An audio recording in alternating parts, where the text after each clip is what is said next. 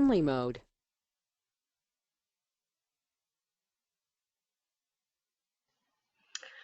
Bonjour et bienvenue à notre webinaire sur l'occupation de personnel en Allemagne. Nous allons aborder au cours de ce webinaire les principales différences avec la Belgique. Tout d'abord, avant de rentrer dans le vif du sujet, un petit fonctionnement sur le webinaire. Donc, pendant le webinaire, vous avez la possibilité de poser des questions via la console, donc qui apparaît en haut à droite de votre écran. Nous vous enverrons une réponse par après par email. Et nous vous enverrons également, après le webinaire, une présentation de celui-ci dans votre mailbox. Nous vous remercions déjà donc de bien suivre ce webinaire et de bien vouloir compléter le formulaire d'évaluation qui vous sera proposé à la fin de la session quand vous quitterez le webinaire. C'est important pour nous, ça nous permet de nous améliorer constamment. Alors, qu'allons-nous voir ensemble aujourd'hui? Nous allons commencer par une petite introduction. Ensuite, nous verrons ensemble comment démarrer votre activité en Allemagne en tant qu'employeur. Nous verrons après l'engagement de votre premier travailleur. Nous aborderons les questions de sécurité sociale et de fiscalité. Nous verrons ensemble quelques absences comme la maladie, l'accident du travail. Nous aborderons quelques éléments importants du package salarial. Nous terminerons ensuite par la fin du contrat de travail et aussi par ce que nous pouvons faire Securex pour vous aider.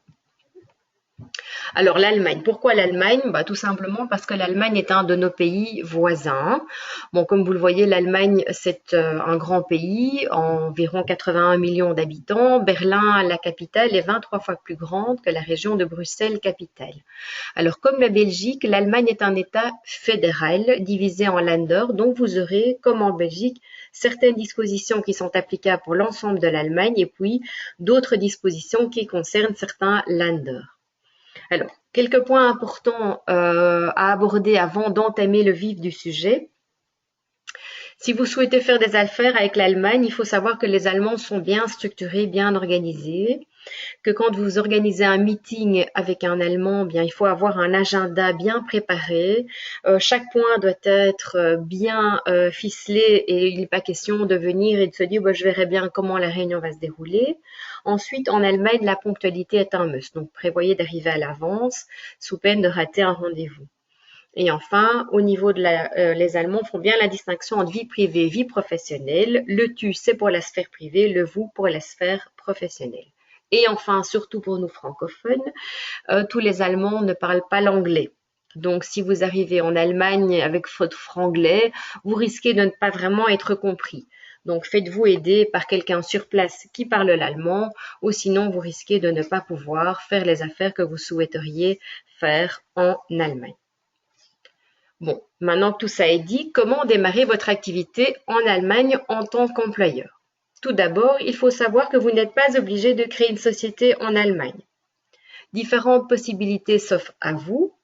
Bon, la plus simple, mais la plus temporaire, c'est une présence virtuelle. Vous pouvez choisir cette option, peut-être le temps de voir si vous avez une chance de développer une activité en Allemagne. Et dans ce cas-là, vous pouvez simplement prendre une adresse et un numéro de téléphone en Allemagne. Prenez un numéro de téléphone allemand. Les Allemands, qui ne parlent pas toujours les langues étrangères, si vous prenez un numéro belge, n'auront pas tendance à téléphoner de peur de ne pas être compris. Ça, c'est la première des hypothèses, c'est vraiment temporaire, c'est la présence la moins importante sur le territoire allemand. Si maintenant vous voyez que vous avez des chances d'y développer une activité, vous pouvez passer par la présence physique en Allemagne par l'engagement d'un commercial. Là aussi, deux choix pour vous. Vous engagez un Belge que vous envoyez en Allemagne ou vous engagez un Allemand. Le mieux, évidemment, c'est d'engager un Allemand ou une personne qui réside en Allemagne. Elle connaît mieux le pays, elle saura mieux développer vos affaires et là, vous êtes sûr que l'allemand est parfait aussi pour développer vos affaires. Ensuite, si vraiment vous voulez développer vos affaires de manière importante, vous pouvez choisir de créer une entreprise en Allemagne, une succursale, donc il n'y a pas de personnalité juridique, ou carrément une filiale avec une personnalité juridique. Dans ce cas-là, vous devrez vous enregistrer obligatoirement au registre de commerce. Là aussi, ne faites pas ça tout seul. Si vous choisissez de mettre en place une entreprise ou même de démarrer une activité en Allemagne, Faites-vous aider par un avocat ou un tax advisor sur place qui vous conseillera sur la meilleure forme juridique à choisir pour votre activité, pour implanter votre activité en Allemagne. La différence avec la Belgique, on voit ici donc en Allemagne qu'on a simplement une obligation de s'enregistrer au registre du commerce, donc avec un enregistrement obligatoire, si on crée une entreprise en Allemagne. Alors qu'en Belgique, une entreprise étrangère qui n'a pas d'établissement stable en Belgique, donc une adresse à l'étranger, doit obligatoirement s'enregistrer à la Banque Carrefour des entreprises. Alors, il faut savoir qu'en Allemagne, une fois que vous démarrez une activité, votre entreprise devra être obligatoirement enregistrée auprès de 3 instances et le travailleur en fait que vous allez engager sera lui-même aussi identifié auprès de 3 instances. Quelles sont ces 3 instances? Mais c'est d'une part pour l'entreprise le bureau fiscal local où l'entreprise recevra un numéro fiscal pour permettre de verser les retenues à la source, les charges fiscales qui s'appellent Lohnsteuer en Allemagne. Vous devrez aussi être enregistré auprès de l'Agence nationale pour l'emploi, où là vous recevrez un numéro de sécurité sociale, ça c'est pour le versement des charges sociales, et vous devrez aussi être enregistré auprès de l'assurance obligatoire accident du travail pour les accidents du travail. De son côté, lui, le travailleur, devra être membre d'une caisse d'assurance maladie, c'est la Krankenkasse. Alors là, la différence avec la Belgique, c'est que la Belgique, tout passe via l'ONSS, tandis qu'en Allemagne, tout ça va passer par la caisse d'assurance maladie choisie par le travailleur. Donc, il se pourrait, si vous occupez 3 travailleurs, que vous ayez affaire à 3 caisses d'assurance maladie différentes.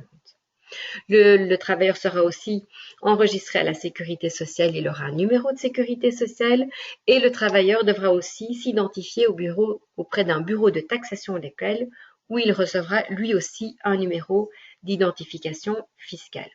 Voilà, maintenant que vous savez tout ça, vous êtes prêt pour engager votre premier travailleur. Alors évidemment, en tant qu'employeur belge, vous vous posez comme question, ai-je l'obligation de faire une dimona en Allemagne comme c'est le cas en Belgique? Non, en Allemagne, il n'y a pas de dimona. Donc, le travailleur sera déclaré à la sécurité sociale, en fait, au moment où on fait la paye ou au plus tard dans les 6 semaines suivant l'engagement. C'est une chose différente par rapport à la Belgique. Il y a une petite exception pour les mini-jobs. Ceux-là, en fait, sont déclarés auprès de la mini-job centrale. Je reviendrai par après sur ce que représentent les mini-jobs en Allemagne. Alors, au niveau du contrat de travail, quel type de contrat allez-vous conclure et est-ce que vous pourrez mettre une période d'essai dans ce contrat de travail? Alors, au niveau du contrat de travail, vous engagez quelqu'un qui est allemand, qui va travailler en Allemagne. Le contrat de travail que vous allez signer avec cette personne est un contrat de travail de droit allemand. Ça va aussi être le cas. Si maintenant vous engagez un résident belge et que vous l'envoyez travailler 100% de son temps en Allemagne, eh bien là aussi, à un moment donné, vous devrez faire un contrat de droit allemand. Donc, faites-vous aider par un spécialiste sur place pour éviter de faire un contrat qui ne soit pas valable. Alors, comment est-ce que ça se passe en Allemagne au niveau des contrats de travail? Le principe, c'est de conclure un contrat à durée indéterminée. Alors, l'écrit, comme en Belgique, pour un contrat à durée indéterminée, n'est pas obligatoire.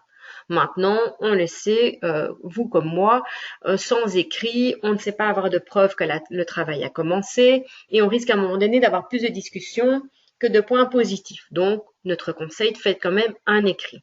De toute façon, il faut savoir qu'en Allemagne, vous serez obligé, dans les 4 semaines qui suivent l'engagement, de remettre un document écrit et signé au travailleur. Donc, de toute façon, autant faire directement un contrat de travail avec, dans le contrat, toutes les mentions qui doivent être reprises dans ce document écrit. Comme ça, vous évitez d'avoir 2 obligations, la signature du contrat plus la remise du document écrit.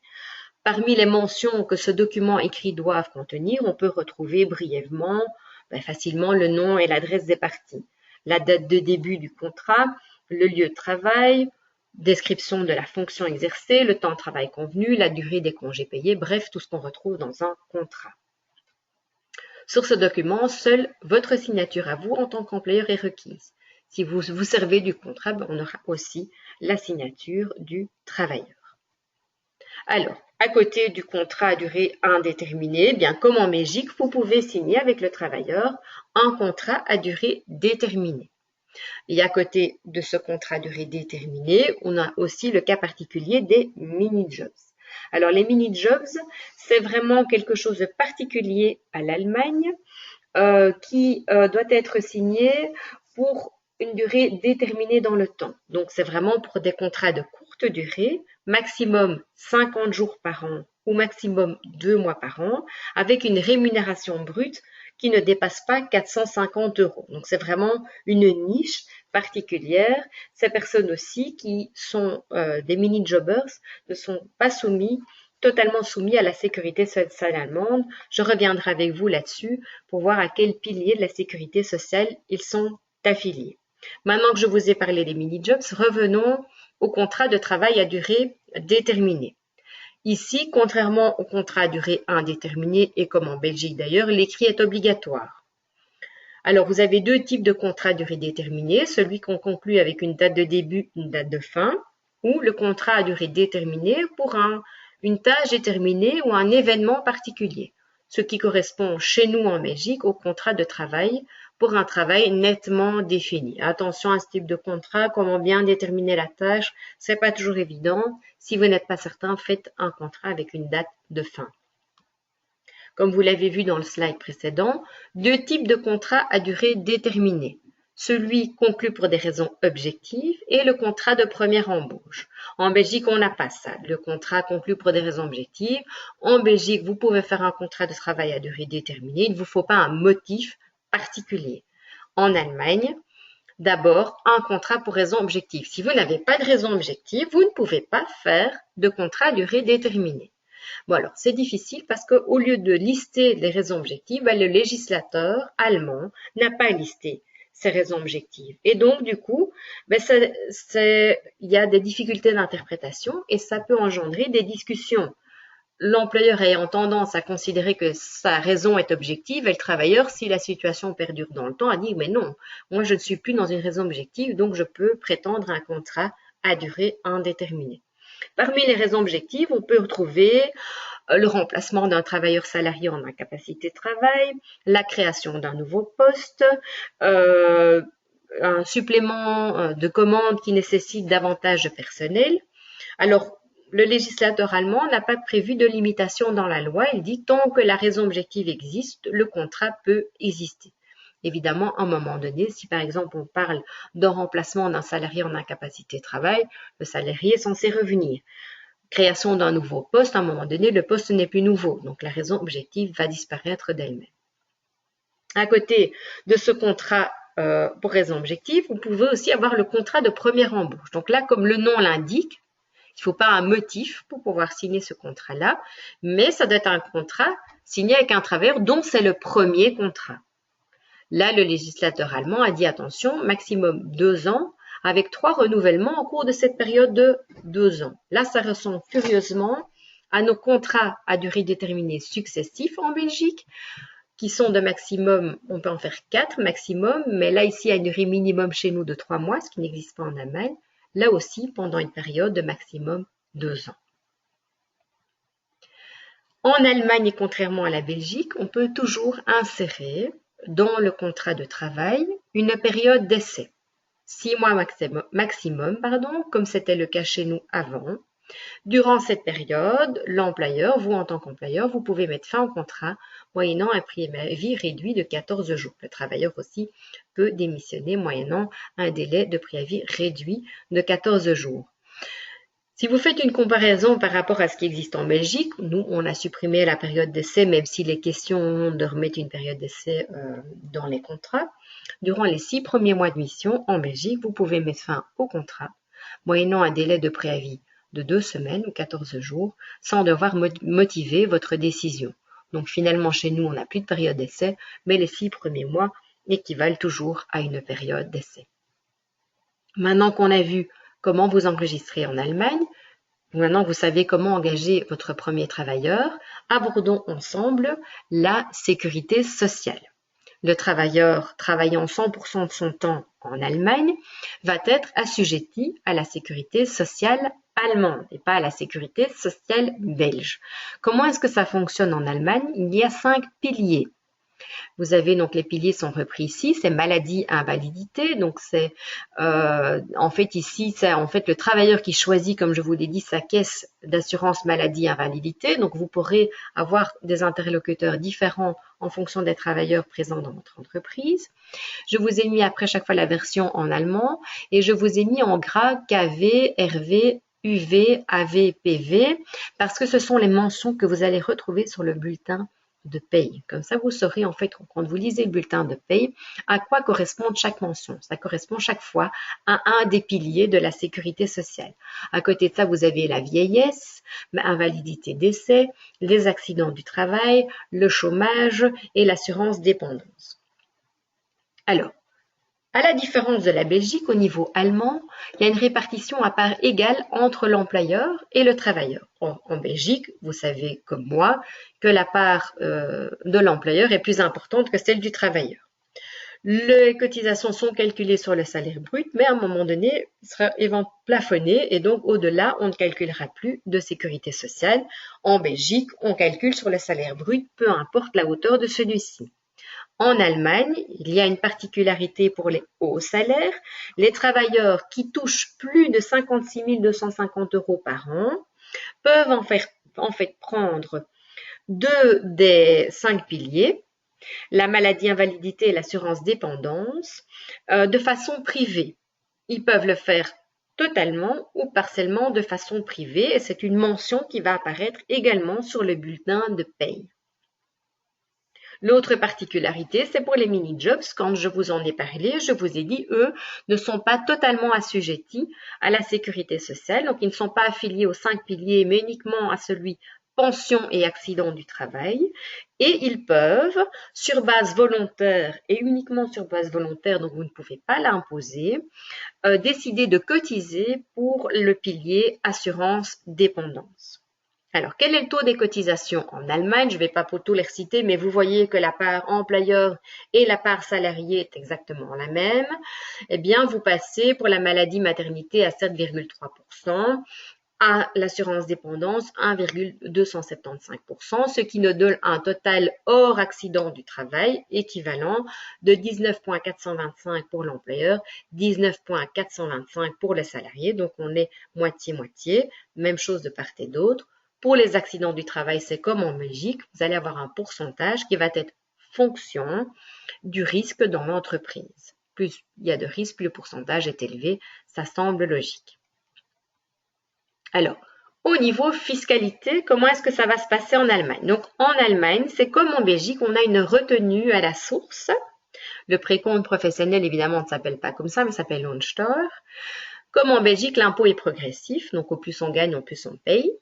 Alors, en Belgique, vous avez 3 barèmes. Et puis, finalement, après, on applique plein de réductions en fonction du barème dans lequel on tombe. Donc, vous savez, isolé, couple marié ou cohabitants légaux avec 2 revenus en Belgique, les mariés ou cohabitants légaux avec un seul revenu et les non-résidents. Eh bien, en Allemagne, on a 6 classes.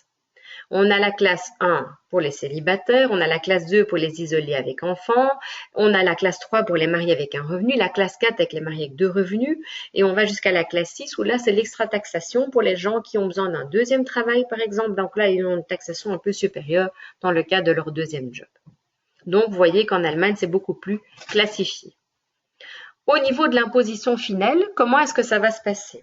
C'est assez simple. La personne habite en Allemagne, elle travaille en Allemagne, donc elle est imposée en Allemagne sur ses revenus mondiaux. Si maintenant, elle vient de temps en temps faire des prestations en Belgique, comme c'est vous, employeur belge, qui l'avez engagé, la personne sera imposée également en Belgique. Il ne faut pas qu'elle vienne régulièrement, elle vient pour des réunions et autres, elle sera imposable.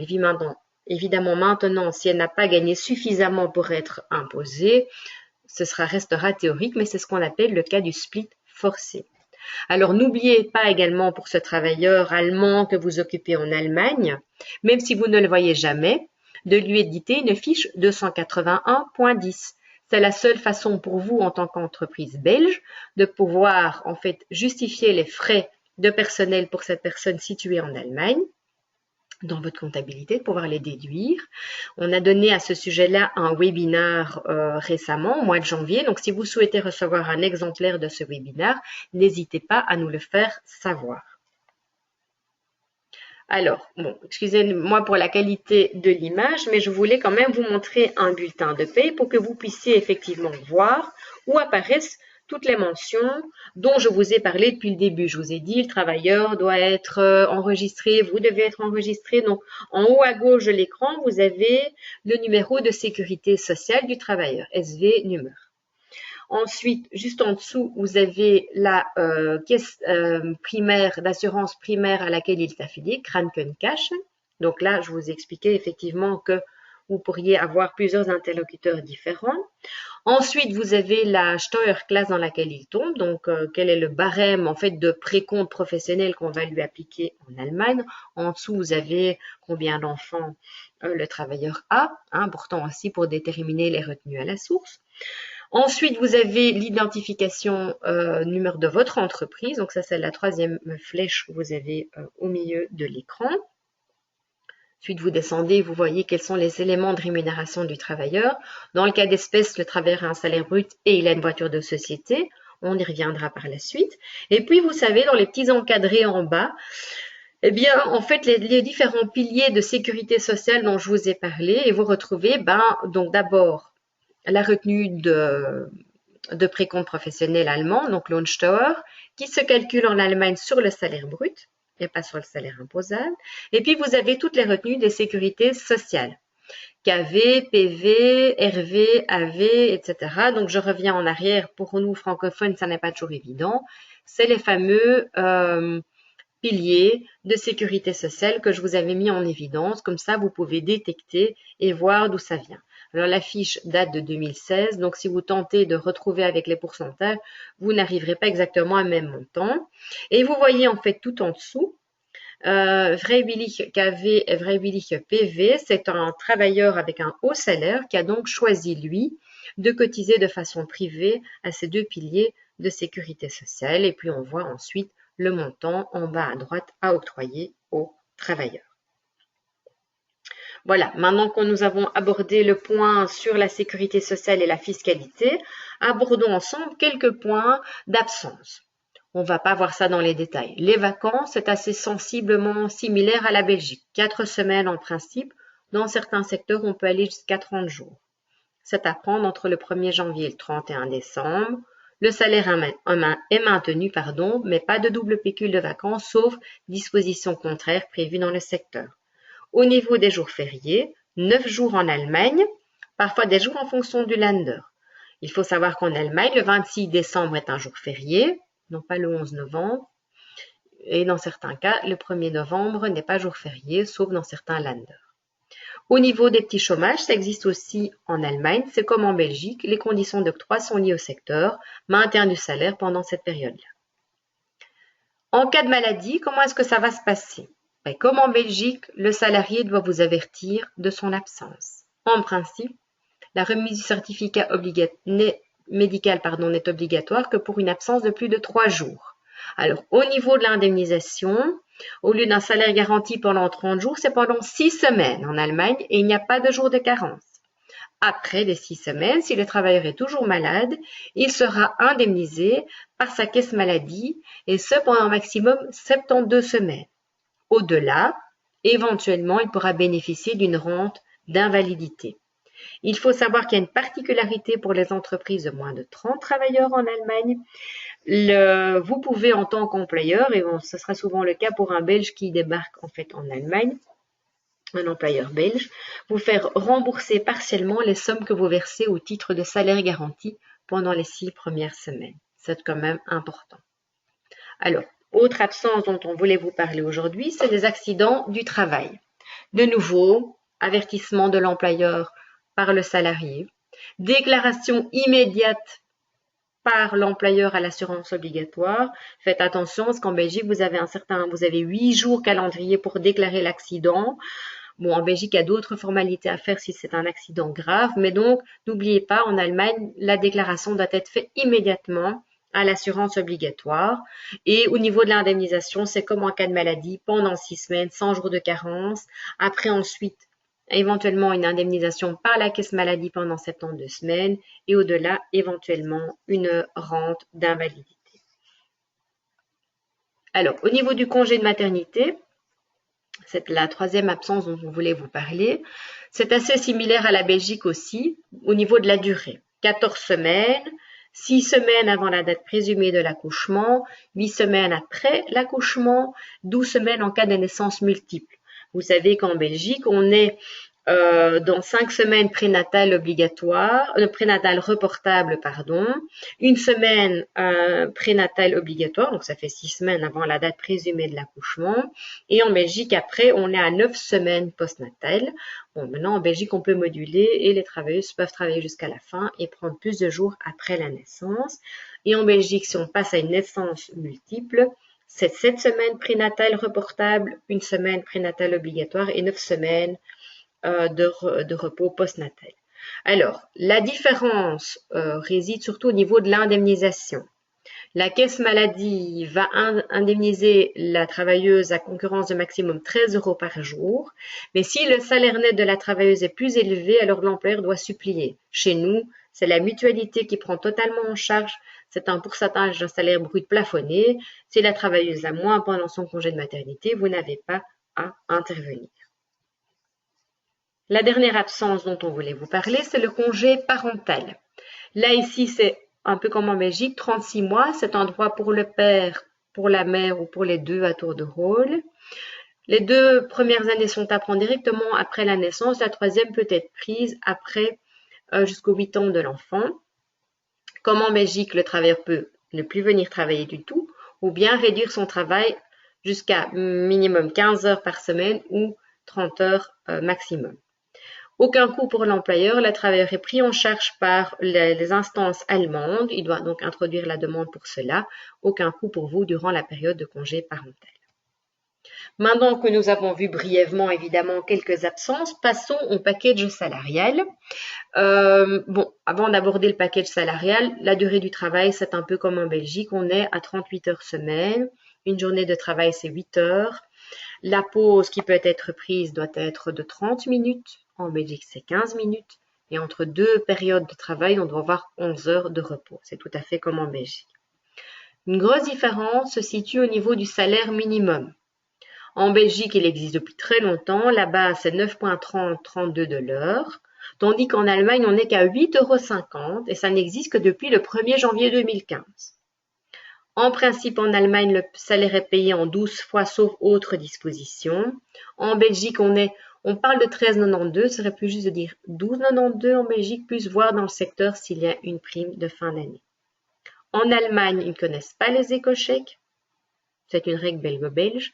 Les chèques repas sont connus, mais absolument pas appliqués. L'employeur préférera donner une indemnité repas. En cas de travail à domicile, en Allemagne, aucune indemnisation n'est prévue. Il n'y a pas de forfait qui doit être obligatoirement donné. Alors, que se passe-t-il au niveau des avantages de toute nature que vous pourriez choisir de donner et des remboursements de frais? Il faut savoir qu'en Allemagne, il y a une facilité qui est octroyée à l'employeur qui peut donner une sorte de remboursement de frais forfaitaires jusqu'à 44 € par mois, sans sécurité sociale et sans taxation. Évidemment, il faut que le travailleur ait subi des frais. Si après, il n'y a aucun frais, pas de remboursement possible. Comment est-ce qu'on évalue tout ça? On évalue ça à la valeur du marché. Et que se passe-t-il si maintenant vous dépassez ces 44 € par mois? Eh bien, ce sera l'entièreté du montant que vous octroyez qui sera soumis à la sécurité sociale et qui sera taxé, et pas uniquement la valeur qui dépasse ces 44 €. En Allemagne, certaines sociétés octroient des voitures de société, mais ce n'est pas la règle courante comme en Belgique. En Allemagne, on est à la règle des 1%. Donc, c'est-à-dire qu'on va prendre la valeur allemande du véhicule, on va calculer 1%. Ça, c'est ce qui va en fait être l'avantage de toute nature, qui sera soumis à la sécurité sociale complète et qui sera taxé. On pourrait très bien éviter cette règle des 1% en faisant une règle en fonction du nombre, évaluation de l'avantage en fonction du nombre de kilomètres réellement parcourus par le travailleur pour des raisons professionnelles, mais c'est très compliqué, donc en général, on revient à cette règle des 1% Beaucoup d'entreprises belges donnent des voitures de société parce qu'en Belgique, ça ne coûte pas beaucoup à l'entreprise. C'est moins le cas en Allemagne. L'employeur pourra aussi choisir de fournir un repas. S'il ne dépasse pas les 3 € pour le repas de midi, eh bien c'est sans sécurité sociale et sans taxation. Voilà, nous abordons déjà ensemble la fin de notre webinaire et la fin donc du contrat de travail. Ben oui, vous engagez votre travailleur pour une durée indéterminée. Si un jour ça ne va pas, ben vous pouvez le licencier. Le travailleur peut aussi démissionner. Il faut savoir qu'en Allemagne, le formalisme qui entoure la fin du contrat de travail n'est pas très important. Il faut juste que la rupture soit écrite. La rupture avec préavis, c'est la règle. Et il faut savoir aussi qu'il y aura une protection des travailleurs ou des formalités spécifiques à faire que si l'entreprise compte plus de 10 travailleurs. Parce que c'est à ce moment-là que l'employeur devra motiver son licenciement. Donc, si vous avez moins de 10 travailleurs, pas de motivation de licenciement. Les délais en cas de démission, c'est 4 semaines. Et en cas de licenciement, ça va être fonction de l'ancienneté du salarié dans une entreprise allemande. On va aller en cas de licenciement d'un délai de 1 mois pour une ancienneté de moins de 2 ans jusqu'à 7 mois pour une ancienneté de moins de 20 ans. Donc les délais ne sont pas énormes. Le formalisme, un écrit, donc pas très, pour nous, employeurs belges, pas très contraignant. Différence importante par rapport à la loi belge. La loi belge, quand elle parle d'un préavis, elle dit toujours, ben voilà, la durée d'autant débutera le lundi qui suit la notification. Donc, on parle du début. Eh bien, le législateur allemand, il fait l'inverse. Il parle de quand doit se finir le préavis. Il dit, ça doit se finir à 15 jours ou à la fin du mois. Donc, c'est tout à fait un mode de raisonnement différent de la Belgique. Alors, il faut savoir que dans certains cas, c'est la même chose en Belgique, vous aurez certains travailleurs qui seront protégés contre le licenciement. On n'a pas le temps d'aborder ça avec vous aujourd'hui, mais la travailleuse enceinte est protégée, la travailleuse en congé de maternité est protégée, le travailleur qui fait partie d'un conseil d'entreprise est également protégé contre le licenciement. Donc faites attention de voir quand même, quand vous voulez mettre fin à un contrat, de savoir s'il n'y a pas une protection liée au travailleur en particulier. Voilà, j'ai déjà fini ce webinaire avec vous. Alors, si vous avez l'intention de démarrer votre activité en Allemagne ou vous êtes déjà présent mais vous avez des questions, n'hésitez pas à nous contacter. Notre équipe internationale se tient à votre disposition. Vous avez ici en bas de l'écran les coordonnées de ma collègue qui est chez nous Sales Account Executive, c'est Yu Tung Chu. Donc, n'hésitez pas à la contacter si vous deviez avoir des questions. Je vous remercie déjà pour votre attention et vous rappelle de bien vouloir ne pas oublier de compléter le formulaire qui vous sera proposé en quittant le webinaire. Je vous remercie de votre attention et vous souhaite une agréable journée. Je vous souhaite au revoir.